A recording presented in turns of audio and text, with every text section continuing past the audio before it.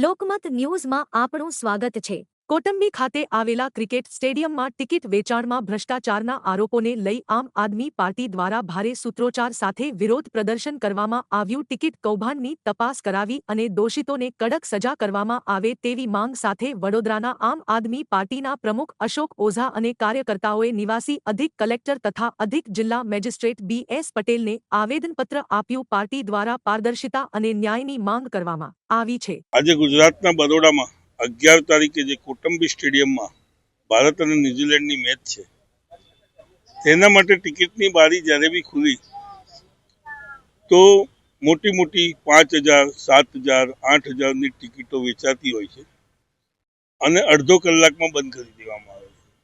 ગઈકાલે બી 15 મિનિટ માટે બારી ઓનલાઈન ખુલી હતી પણ પછી તરત જ બંધ કરી દેવામાં આવી।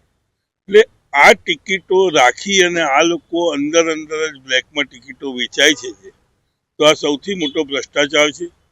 ભાજપ સરકારમાં દરેક જગ્યાએ રૂપિયા કેવી રીતે બનાવવા, કઈ રીતે રૂપિયા પબ્લિક પાસેથી પડાવવા, આ ધંધો ઘણા સમયથી ચાલી રહ્યો છે।